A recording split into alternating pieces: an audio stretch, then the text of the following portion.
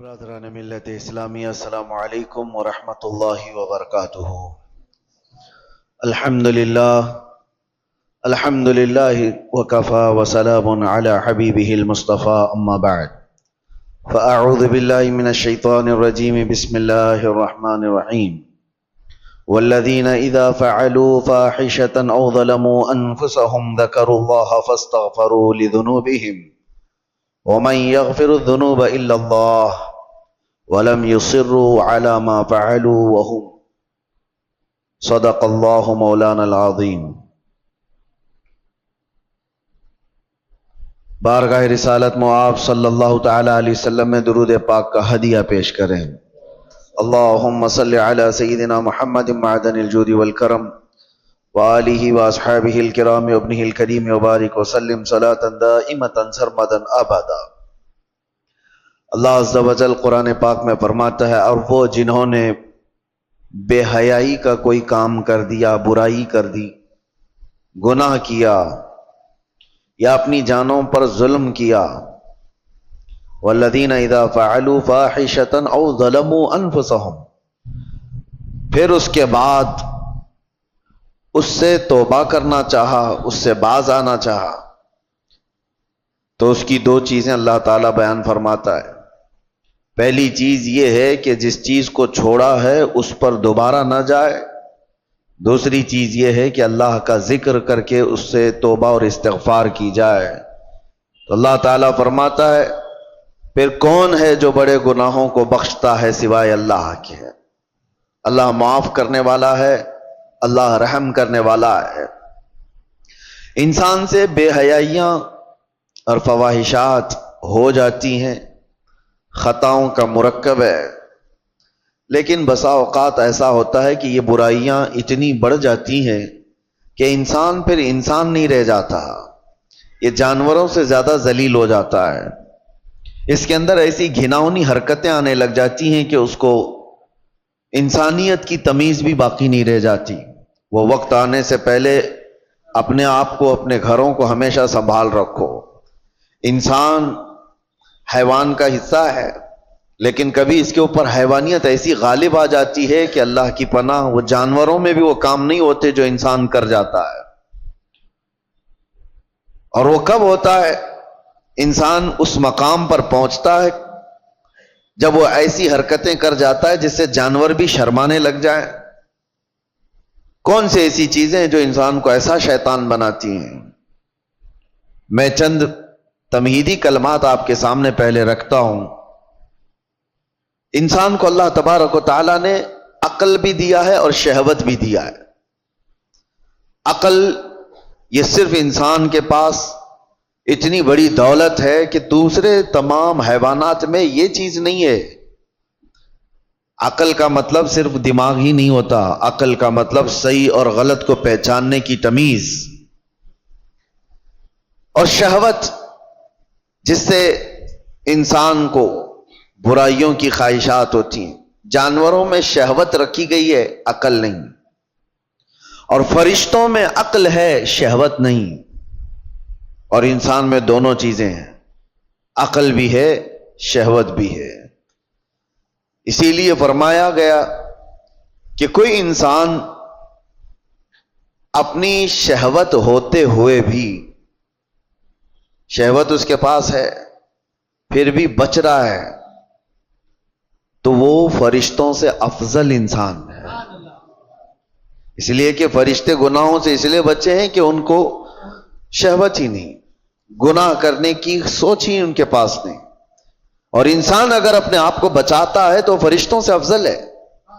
لیکن ساتھ میں یہ بھی بتایا گیا کہ عقل ہونے کے باوجود انسان برائیوں سے نہیں بچتا تو پھر وہ غلیظ جانوروں سے بھی زیادہ بدتر ہے۔ جانور اس لیے نہیں بچ پاتا کہ اسے صحیح اور غلط کی تمیز نہیں ہے۔ جانور بڑے تھوڑے سے ہو جائیں تو ان میں ماں باپ کا رشتہ نہیں ہوتا، بھائی بہن کا رشتہ نہیں ہوتا۔ بچے بڑے ہو جانے کے بعد وہ ماں سے، بہنوں سے ایسا کوئی رشتہ نہیں ہے جس کے ہاں حدود ہیں۔ اس لیے جانوروں کے ہاں وہ کوئی بات ہی نہیں رہ جاتی۔ لیکن انسان کو اللہ تعالیٰ نے عقل دیا ہے، تمیز دیا ہے اور حدود بیان کیا ہے۔ اگر وہ عقل کا استعمال نہ کرتے ہوئے ان بے حیائیوں میں اپنے آپ کو مبتلا کرتا ہے تو وہ جانور سے زیادہ ذلیل ہے۔ اب ہمیں خود کو معلوم کر لینا چاہیے کہ ہم کون سی کیٹیگری میں آتے ہیں، شہوت کے غلام ہیں یا پھر عقل کا استعمال کر کے گناہوں سے بچنے والے لوگ۔ مجھے بڑی تکلیف ہو رہی ہے، میں تو سفر میں تھا، آج اتفاقاً آپ کے ہاں حاضر آ گیا، لیکن کیا یہ ہاشمی مسجد کے جمعہ کا منظر ہے جو 1:30 بجے 2 صف بھی نہ ہوتی ہو؟ کیا یہ وہی مسجد ہے جہاں پر 12:30 بجے قدم رکھنے کی جگہ نہ ہوتی ہو؟ کیا ہو گیا ہے لوگوں کو؟ کس وجہ سے مسجدوں سے دوری؟ صرف یہ ایک مسجد میرے سامنے ہے، باقی کے حالات اور بھی گرے ہوئے ہیں۔ خصوصاً ہمارے اس شہر کے متعلق جب میرے پاس باتیں آئیں تو دل دکھتا ہے۔ نوجوانوں کی ایک بہت بڑی جماعت آج ایسی عیاشیوں میں مبتلا ہے، اللہ کی پناہ، اللہ کی پناہ۔ میں نے وہ چیزیں باہر پوش علاقوں میں نہیں سنا تھا جو یہاں سننے کو مل رہی ہیں۔ کیا مسلمانوں میں ایسا کوئی مقدمہ ہو سکتا ہے کہ بھائیوں نے مل کر کے اپنی بہن سے زنا کیا ہو؟ یہ معاملات یہاں پر موجود ہیں، پائے جا رہے ہیں۔ کلیجہ منہ کو آتا ہے بیان کرنے میں، یہ کون سی قوم میں آ گئے؟ کیا یہ رسول اللہ صلی اللہ تعالی علیہ وسلم کی وہ امت ہے جس کو قرآن نے خیر امت کہا تھا؟ کیا وہ نوجوان ہیں؟ ہمارے جو علاقے یہاں پر میجورٹی کے ہیں، پولیس کے ڈپارٹمنٹ کے اور دوسری جگہوں پر وہ مذاق کی جگہ بنے ہوئے ہیں۔ اگر ان علاقوں کا نام لے لو تو لوگ شرماتے ہیں۔ میرے عزیزوں، یہ کس کی ذمہ داری تھی ان بے حیائیوں سے روکنے کی، ان فواہشات سے اپنے نوجوانوں کو روکنے کی؟ حیرت ہوتی ہے کہ 2-4 حاجی صاحب ہمارے سامنے بیٹھ کر کے واقعات بیان کر رہے ہیں، اس محلے میں ایسا چل رہا ہے، اس محلے میں ایسا چل رہا ہے۔ دل پر چھریاں چلتی ہیں اور افسوس آپ کے اوپر ہوتا ہے، آپ ان سب کو تماشا سمجھ کر کے بیان کر رہے ہو۔ امت لٹ رہی ہے اور آپ کہانیاں بیان کر رہے ہو۔ تمہارے گھر سے تمہاری بیٹی اور تمہارے بیٹے کے ساتھ یہ تمام حرکتیں ہوتی ہوں تو کیا محلے میں اسی طرح چرچے کرتے ہوئے بیان کرو گے؟ ذمہ داری کس کی تھی یہ؟ اور میں اکثر یہاں پر کہا کرتا تھا جب یہاں موجود تھا کہ ایک بہت بڑی نعمت ہے ہمارے ان علاقوں میں کہ آج بھی ہماری مسجدوں میں یہ جماعت کا جو سسٹم ہے، متولی ہونا، اراکین ہونا، جماعت کا، ان کا جو ہولڈ ہے وہ دوسرے علاقوں میں آپ کو نہیں ملے گا۔ آپ جاؤ شمال ہند میں، دوسرے علاقوں میں، کوئی ایسی مضبوطی نہیں نظر آتی ہے کہ مسجد کی کوئی کمیٹی پورے محلے کو سنبھال سکتی ہو، ان کے مسائل کا حل کرتی ہو۔ یہ سب سسٹم دوسری جگہ نہیں ہے، یہ تمہارے پاس موجود ہے۔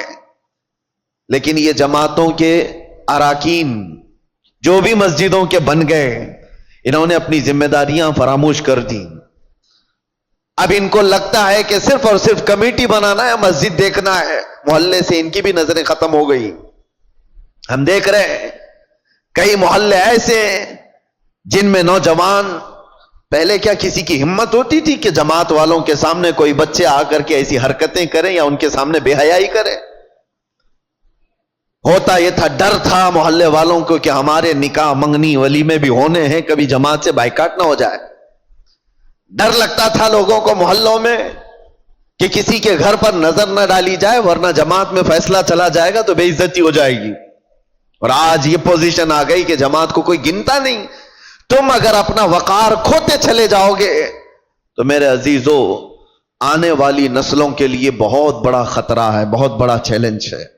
میں دیکھ رہا ہوں ان چھوٹے بچوں کو، ہمارے، اب میں ہر ایک کا نام لے کر کے ذکر کروں تو ظاہر سی بات ہے دنیا بھر میں باتیں وائرل ہوتی ہیں، لیکن سمجھنے والے سمجھ سکتے ہیں۔ اسکول کے 4 کلاس کے بچے کو، 4 کلاس کا بچہ مشکل سے میرے خیال سے 9 سال کی عمر کا ہوتا ہوگا، اس کے دادا میرے پاس لے کر کے آئے اور کہتے ہیں کہ یہ نشہ کرتا ہے۔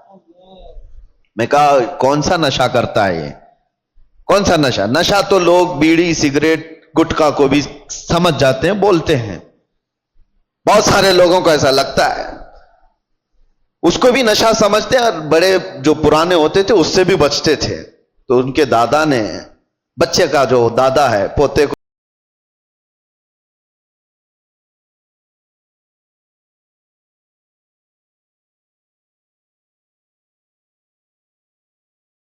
کان پکڑ کر کے کہتا ہے کہ حضرت مجھے تو پتا نہیں یہ کون سی چیز ہے، لیکن سنا ہے کہ یہ چرس ہے، گانجا ہے، افیون ہے، یہ تمام چیزیں. حیرت ہوئی. 9 سال کا بچہ سے پوچھا کہاں سے تمہارے پاس یہ سب چیزیں آئیں؟ کہا اسکول میں تو مل جاتی ہیں، باہر سے کوئی بھیا آتے ہیں اور دے بھی دیتے ہیں. میرے عزیزو ذمہ داری کا احساس کرو. یہ وہ بچے ہیں جو امت کا مستقبل ہیں. درد ہوتا ہے ان نوجوانوں کو دیکھ کر کے میرے مصطفیٰ کریم صلی اللہ تعالی علیہ وسلم کی یہ بھولی امت جس کے لیے میرے آقا رات رات بھر کھڑے ہو کر کے رویا کرتے تھے، آج وہ امت کا یہ حال ہے کہ اپنے نبی رحمت صلی اللہ تعالی علیہ وسلم کی تعلیمات کو پیٹ پیچھے ڈال چکی. حالات ایسے کہ نوجوان آج یہی سوچ کر کے بیٹھ گئے ہیں جیسی ان کی عمر 16 سال کے اوپر ہونے لگی سب سے پہلا ان کا کام ہے کہ کوئی لڑکی کو پھانس لیا جائے، اس سے معاشقہ کریں، عشق کی داستانیں لکھی جائیں گی. یہی ساری زندگی کے مقاصد ہیں تمہارے. 16 سال تو میں بہت دور کی بات کر رہا ہوں، اب تو اسکول کے چھوٹے سے بچے یہ تمام فنڈے حل کر کے بتا دیتے ہیں. فیس بک، انسٹا، یہ تمام چیزیں چھوٹے چھوٹے بچوں کے ہاتھوں میں موجود ہے اور وہ پرانے زمانے کے بوڑھوں سے زیادہ جانتے ہیں. بے حیائیوں کا دور آ گیا. اب مجھے وہ حدیث یاد آتی ہے، ابھی جسٹ مسجد میں آتے ہوئے قبرستان کے پاس سے گزر رہا تھا، دماغ میں یہ ساری باتیں گھوم رہی تھی جب کسی نے آ کر کے مجھ سے یہ کہا کہ یہاں وہ معاملہ بھی ہے کہ بھائیوں نے بہن کے ساتھ زنا کیا ہے. قبرستان دیکھتے ہوئے مجھے میرے مصطفیٰ کی وہ بات یاد آئی. اللہ کے نبی صلی اللہ تعالی علیہ وسلم نے ارشاد فرمایا تھا ایک دور تم پر ایسا آئے گا کہ تم قبرستان کے پاس سے گزرو گے تو تمہیں یہ خیال آئے گا کاش میں اس میں ہوتا تو زیادہ اچھا ہوتا، کیونکہ جو جا چکے، جو دفن ہو چکے، وہ بہت سارے فتنوں سے محفوظ ہو گئے ہیں. ہمارا حال ہے ابھی مقابلے کا. ہمیں یہ چیلنجز کا مقابلہ کرنا ہے. گناہوں کا ایسا دور دورہ ہے، کس سے کہا جائے. کبھی اس بات کا بھی ڈر لگتا ہے کہ پوری جماعت امت مسلمہ کو اپنے ٹارگٹ پر رکھی ہوئی ہیں. تمہیں کیا نہیں پتا، آج نہیں دیکھتے ہو کہ اس صبح سے شام تک سوشل میڈیا بھرا ہوا دکھتا ہے، اسلام کو گالیاں دینے والوں کی ایک انبار ہے. نبی پاک صلی اللہ تعالی علیہ وسلم پر نشانے نہیں بنائے جاتے. آج ٹی وی کھولو، کسی چینل کو دیکھو تو اسلام کا مذاق اڑانے والے کتے بیٹھے ہوئے ہوتے ہیں، بھونک رہے ہوتے ہیں. قرآن کی آیتوں پر ڈسکشن چل رہا ہے، اذان کو لے کر مسائل اٹھائے جا رہے ہیں، کلمے پر بات آ گئی، تمہیں سب پتا ہے. اور ان حالات میں جب گھر کو آگ لگی ہوئی ہے، نوجوان بچے عیاشیوں میں مبتلا ہے، یہ لڑکیوں کو پھنسانے میں مبتلا ہے، فیس بک چیٹ کرتے ہوئے پوری راتیں گزارنے میں مصروف ہیں. اور ان حالات کا کون ذمہ دار ہے؟ میرے عزیزوں صرف ہماری تقریریں نہیں، امت کا اپنا اپنا حصہ اسے ادا کرنا ہوگا. جو جس چیز کا ذمہ دار ہے وہ ذمہ داری نہیں ادا کرے گا تو قیامت کے دن سوال ہوگا. کلکم راعٍ وکلکم مسئول عن رعیتہ. میرے آقا نے فرمایا تم میں سے ہر ایک نگہبان ہے اپنے نیچے والوں کا. قیامت کے دن تم سے سوال ہوگا تمہارے نیچے والے بگڑے کیوں تھے، تم سے جو ماتحت تھے وہ بگڑے کیوں تھے. باپ سے اس کے اولاد کے بارے میں پوچھا جائے گا، استاد سے اس کے شاگردوں کے بارے میں پوچھا جائے گا، محلے کے بڑے ذمہ دار سے اس کے محلے والوں کے بارے میں پوچھا جائے گا تمہارے یہ آس پاس رہنے والے بگڑے کیوں تھے. یہاں ذمہ داری کا احساس کرو. اب تو یہ بھی ڈر لگنے لگا، پہلے کا وہ سنہرا ماحول تھا، ہم کسی محلے سے گزرتے تھے تو اصلاح کرنے والوں کی ایک بڑی جماعت نظر آتی تھی، نماز جانے والوں کی ایک بڑی جماعت نظر آتی تھی، ٹوپیوں والے، نئے نئے نوجوان داڑھیوں والے بھی نظر آتے تھے. آج خال خال ہے. ہو سکتا ہے میری یہ باتیں کچھ کو لوگوں کو بری لگ رہی ہوں گی، تبلیغ کرنے والے بہت سارے مبلغین بھی بنتے تھے، اپنوں میں سے ہی تو بنتے تھے مبلغین، وہ کہاں چلے گئے؟ انہوں نے بھی اپنا سیف زون بنا لیا کہ ہم اپنے حلقے میں رہیں گے، باقی دنیا جائے بھاڑ میں، مر رہی ہے قوم تو جائے، اس کو کون دیکھے۔ وہ اصلاح کا شعبہ بھی چھوڑ دیا گیا ہے، اور اب تو اصلاح کرنے والے ہمارے محلے سے بھی نہیں گزر رہے ہیں۔ اب سنو حدیث، میرے آقا صلی اللہ علیہ وسلم نے فرمایا تھا، اسی زمانے کے لیے شاید، حضور فرماتے ہیں ایک وقت ایسا بھی آئے گا کہ جو اصلاح کی بات کرے گا، جو ایمان کی بات کرے گا، لوگ اس کو اتنی تعجب سے دیکھیں گے جیسے چور کو دیکھا جاتا ہے۔ داڑھی والے کو، ٹوپی والے کو، اصلاح کی بات کرنے والے کو، حضور فرماتے ہیں جیسے زنا کرنے والے کو عیب سے لوگ دیکھتے ہوں گے، تانا دیں گے، اسی طرح سے ایک وقت ایسا آئے گا کہ مومن کو تانا دیا جائے گا، یہ دیکھو یہ مسلمان ہے، یہ دیکھو یہ ٹوپی والا ہے، یہ داڑھی والا ہے۔ وہ دور آئے گا، بلکہ میں سمجھتا ہوں اس دور میں ہم جی رہے ہیں۔ لوگ آج کیوں اپنے آپ کو ماڈرن اور اپنے آپ کو سیکولر بننے کی کوشش کر رہے ہیں؟ کیوں؟ اس لیے کہ وہ ان تانوں سے گھبرا رہے ہیں، ڈر رہے ہیں۔ میں محلے میں کھڑے ہو کر کے اگر کسی کی اصلاح کی بات کروں گا تو لوگ میرا پچھلا نکال دیں گے، مجھے بھی بولیں گے جمعہ 8 دن ہو گئے ابھی حج کو چلا تو۔ یہ سارے تانے تو سننے پڑیں گے میرے عزیزوں۔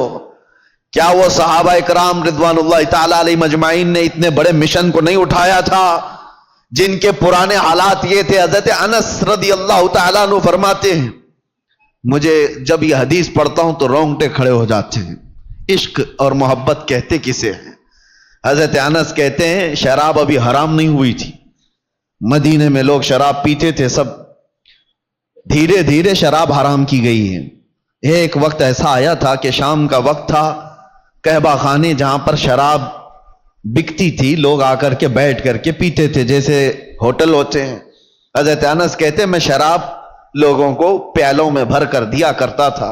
اچانک مدینے کی گلیوں میں آواز آئی، کوئی ڈنڈورچی اعلان کر رہا تھا، یا ایھا المسلمون قال رسول اللہ صلی اللہ علیہ وسلم حرمت الخمر، اے مسلمانوں اللہ کے نبی نے فرمایا شراب حرام ہو گئی۔ اعلان کانوں میں سنا، حضرت انس کہتے میرے ہاتھ سے پیالی گر گئی۔ 50 سال 60 سال پرانی شراب وہ لوگ جمع کر کے رکھتے تھے، ایسے نہیں نئی نئی شراب، 50 سال پرانی مٹکوں میں جمع کی ہوئی شراب ہوتی تھی ان کی پینے والی، اس پہ فخر کرتے تھے۔ حضرت انس کہتے میں نے تو پیالی چھوٹ گئی، لوگ جو بیٹھے ہوئے تھے کوئی اپنے منہ سے لبوں تک لگایا ہوا تھا وہیں سے اس نے پٹک دیا، آواز آئی وہیں سے پھینک دیا کہ اللہ کے نبی نے فرمایا حرام ہو گئی، پٹک دیا۔ میں سوچتا ہوں کبھی پڑھتا ہوں تو رونگٹے کھڑے ہوتے ہیں، کیا صحابہ میں یہ فرما برداری کا جذبہ تھا؟ ان کے کانوں میں صرف بات پڑی، وہ بھی ڈائریکٹ رسول اللہ کی نہیں، کوئی اعلان کرنے والا بیان کر رہا ہے۔ وہ یہ سوچ تو سکتے تھے کہ ابھی قانون آیا ہے، امپلیمنٹ ہونے میں ٹائم لگ سکتا ہے، آج کا تو پی لیں، کل جا کر کے حضور سے بات کر لیں گے کہ صحیح میں حرام ہوئی یا نہیں، کنفرمیشن کے بعد چھوڑ دیں گے۔ نہیں، صرف کسی ایک مسلمان کی آواز آئی کہ اللہ کے نبی نے فرمایا، وہ صحابہ نے توڑ دیا مٹکے، 50 سال پرانے۔ حضرت انس کہتے رات ہوتے ہوتے مدینے کی ساری نالیاں شراب سے بہ رہی تھی، جن کے ہاں جو جو جمع رکھا تھا سب اٹھا کر کے پھینک دیا۔ یہ امت تھی میرے مصطفیٰ کی، یہ وہ صحابہ کی فرمانبرداری تھی۔ اس کو کہتے ہیں عشق، اس کو کہتے ہیں محبت۔ کانوں میں بات پڑ جائے اپنے آقا کی تو چھوڑ دے بندہ اس چیز کو۔ کیا آپ تب کو یہ نہیں پتا ہے کہ گناہوں کے اڈوں پر جانے کی اجازت اسلام نہیں دیتا؟ میرے آقا صلی اللہ تعالی علیہ وسلم نے شراب حرام کی ہے، نشہ حرام ہے، تو وہ نوجوان کیسے آج نشہ کو چھوتا ہے، اپنے نبی سے محبت کی دعوے کرتا ہے؟ محبت ہے ہی نہیں، عشق کی بات ہی نہیں۔ رائی کے دانے کے برابر بھی اگر دلوں کے اندر ایمان ہو، میرے آقا سے محبت ہو تو آ جاؤ، باز آ جاؤ میرے عزیز ہو۔ اے نوجوانوں، وقت بہت تیزی سے ڈھل رہا ہے، آپ کو پتہ بھی نہیں۔ آج میں اس مقام پر آپ کے سامنے کھڑا ہوں، آپ کو اندازہ ہے مجھے تو کچھ نیا نہیں لگتا، لیکن 10 سال کے بعد ہم یہاں کھڑے ہیں، 10 سال گزر چکے۔ میں پیچھے پلٹ کر کے دیکھتا ہوں تو سوچتا ہوں کیا ایک عشرہ، ایک دہائی گزر گئی ہماری زندگی کی، 10 سال کے بعد اس مسئلے پہ پھر آئے. یہ 10 سال کا عرصہ اتنی تیزی سے گزر رہا ہے تو یاد رکھو موت بہت تیزی سے تمہارے قریب آ رہی ہے، بہت تیزی سے. اور حضور پاک صلی اللہ تعالی علیہ وسلم کی وہ حدیث بھی میں آپ کو سناؤں، قیامت کے قریب ایسے حالات ہوں گے کہ بچے جوان نظر آئیں گے اور جوان بوڑھے نظر آئیں گے. کیا آج نہیں معلوم؟ 6 سال کے 7 سال کے بچے بالغ لوگوں کی باتیں کرتے ہیں، جوانی ابھی سے آئی ہوئی لگتی ہے، اور جوانوں کو دیکھو یہ سب ٹوٹے بکھرے ہوئے، ارے 20 سال 22 سال کی عمر میں سفید بال، اور یہ بوڑھے لگنے لگ گئے. ان کی زندگیاں 30 سال کو جاتے جاتے ریٹائرڈ ہو گئیں، گھروں کے حالات خراب ہو گئے. کتنے ایسے ہیں. ارے جوانی کس کو کہا جاتا تھا پتہ ہے؟ 40 سال کے بعد جوانی شروع ہوتی، جس کو مضبوط جوانی کہا جاتا. آج 40 سال میں بوڑھا ہے آدمی، بوڑھا ہے.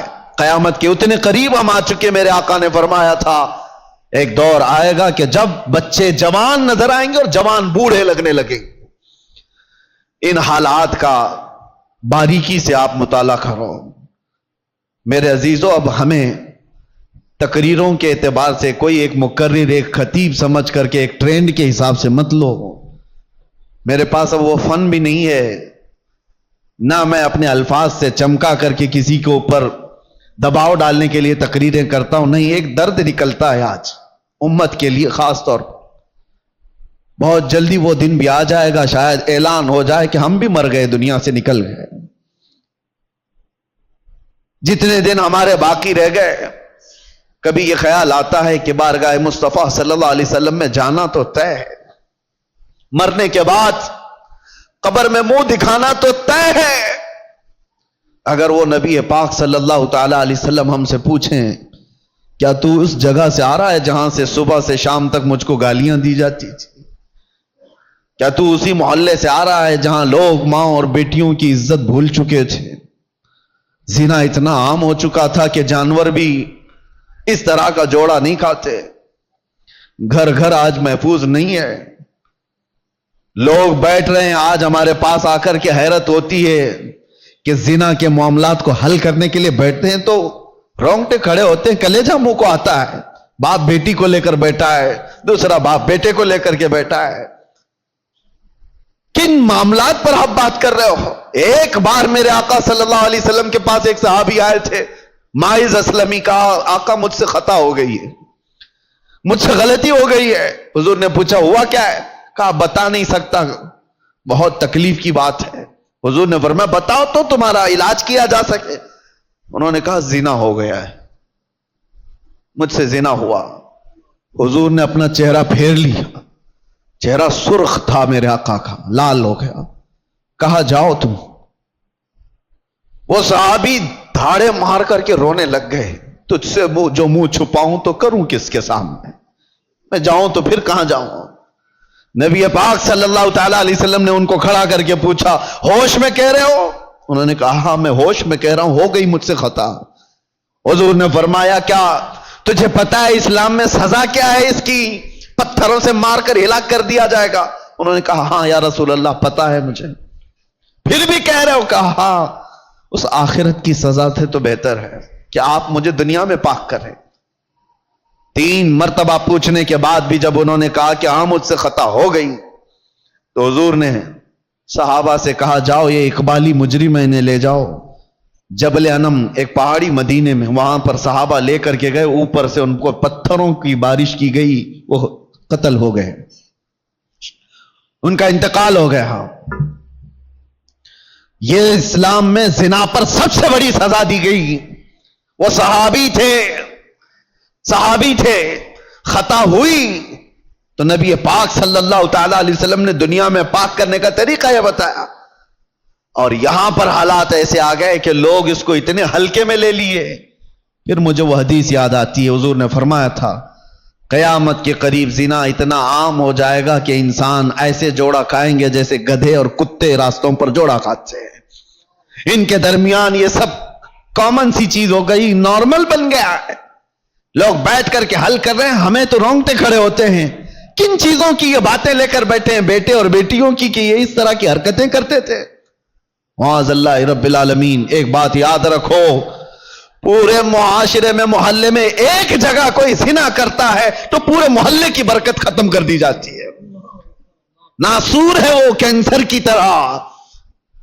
کینسر کی پھوڑی جس طرح پورے جسم میں زہر پیدا کرتی ہے, ایک بے حیائی اور بدکاری والا نوجوان پورے معاشرے کے اندر وہ ناسور بن کر زہر پھیلاتا ہے. تمہاری بیٹیوں تک بھی وہ حرکتیں آئیں گی, تمہارے بیٹے بھی محفوظ نہیں رہیں گے. اس لیے ذمہ داریوں کا احساس سارے لوگ مل کر کے کریں, ایک آدمی نہیں. یہ بیچارہ خطیب کب تک یہاں سے پکارے گا, ایک کوئی مبلغ کب تک اصلاح کرے گا؟ ہر ایک کی ذمہ داری ہے. آج غلطی کس کی ہے پتا ہے؟ پورے محلے میں 5% یا 10% جواری ہوتے ہیں. 5% سے بھی کم ہوتے ہیں جواری اور سود خور یا شرابی یا زانی. اکثریت تو اچھے لوگوں کی ہوتی ہے, لیکن وہ اچھے لوگ اتنے بھیانک ہوتے ہیں. یاد رکھنا, ان 5 کو جنہوں نے کھلی چھوٹ دی تھی, یہ 95 لوگوں کی بھی وہی سزا ہوگی جو اس جواری کی سزا ہوگی. کیونکہ معاشرے کو برباد کرنے میں ان 5 لوگوں کا ہاتھ کم تھا, خاموش رہنے والوں کا ہاتھ زیادہ تھا.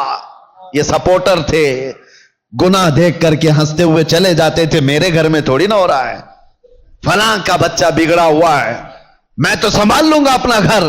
میاں آگ لگی ہے, تم کیا سنبھال لو گے؟ تمہارے بھی گھر کے دروازے لکڑی کے ہیں, تمہارے بھی گھر کی کھڑکیاں لکڑی کی ہیں. وہ آگ کے شعلے جب نکل کر کے آئیں گے تمہارے دروازے بھی جلائیں گے. یہی حال ہے آج ہمارے گھروں میں. تمہاری بیٹیاں بھی ہیں یا نہیں؟ تمہارے اپنے بیٹے ہیں یا نہیں؟ دوسرے کا بیٹا بگڑ گیا, دوسرے کی بیٹی بگڑ گئی تو آپ ہنس کر تماشا دیکھ رہے ہو کہ فلاں نشہ کر رہا ہے.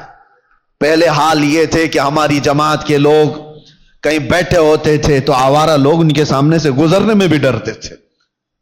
گزرنے میں انہیں ڈر لگتا تھا کہ بڑے لوگ بیٹھے ہوئے ہیں. آج وہ وقار ختم کیوں ہوتا گیا؟ اپنی ذمہ داری کا احساس جب بندہ ختم کر لیتا ہے تو اقبال نے یہ بہت پہلے کہا تھا, قوت فکر و عمل پہلے فنا ہو جاتی ہے تب کسی قوم کی شوکت پہ زوال آتا ہے.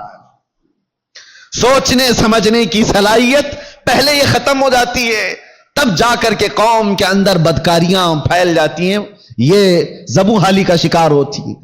آج قوم کے اندر جو معاملات ہیں ہم گرے ہوئے اس لیے ہیں کہ ہم اپنی ذمہ داریاں نہیں سنبھالنا چاہتے. اب ظاہر سی بات ہے, ایک آدمی بولے گا تو اس کو پکڑ کر کے لے جائیں گے, بند کر دیں گے. دوسرا اٹھے گا, اس کو پکڑ کر بند کریں گے اور سارے لوگ تماشا دیکھتے رہیں گے.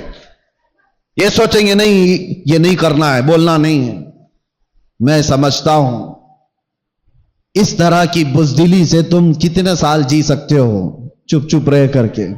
برائیوں کے بارے میں نہیں بولو گے, کمپرومائز کر کے جیو گے, کب تک رہو گے؟ موت تو آنی ہے. تو جب مرنا ہی ہے تو گیدڑ کی 100 سالہ زندگی سے شیر کی 1 دن کی زندگی بہتر ہے. حق بات کرو, لوگوں کی اصلاح کرو اور دنیا سے عزت کے ساتھ جاؤ. اور ایک بات اے نوجوانوں, دنیا کے تمام معاملات میں 100 سال کی زندگی میں وہ عزت نہیں پاؤ گے جو دامن مصطفیٰ میں 1 منٹ میں عزت مل جاتی ہے. میرے آقا کے قدموں سے لپٹ کر 1 منٹ کی جو زندگی تمہیں عزت دیتی ہے وہ دنیا داروں کی 100 سال کی نوکری تمہیں عزت نہیں دے سکتی. اسی لیے میرے مرشد نے فرمایا تھا, بل ہوا سن سیم و زر کی بندگی اچھی نہیں, ان کے در کی بھیک اچھی سروری اچھی نہیں. آؤ اصلاح کے لیے اپنے ان معاشروں میں اصلاح کا کام تیزی سے شروع کر دو. اگر آج تھوڑی سی تمہاری حرکت باقی رہے گی تو امید ہے کہ ہماری جو نئی نسلیں ہیں وہ اس بات پر تو باقی رہے. میں سعودی عرب میں دیکھ کر کے آیا ہوں جنہوں نے اپنے بچوں کو آسٹریلیا امریکہ میں پڑھانے کے لیے بھیجا تھا. آج وہ بچے پلٹ کر کے آئے ہیں اور وہ پوچھتے ہیں, ہو از دا محمد, محمد کس کا نام ہے؟ یہ ریئل بات میں آپ کو بتا رہا ہوں. ارے جہاں اسلام کا مرکز رہا, جہاں سے اسلام پھیلا پھولا, ان کے بچے آج غیروں کی گود میں ڈالے جانے کے بعد آ کر اپنے نبی کو پہچان نہیں پا رہے ہیں. تم نے بھی کیا سوچا ہمارے بچوں کو سوشل میڈیا پر چھوڑ دیں گے، یہ سارا کچھ موبائل سے، گوگل سے، انٹرنیٹ سے سیکھتے رہیں گے؟ کل کو یہی بچے کھڑے ہوں گے جو اپنے نبی کو نہیں پہچانتے، وہ اپنے باپ کو قیامت میں کیا پہچانیں گے؟ اور تمہارے مرنے کے بعد کیا ہی سالے ثواب کر سکیں گے؟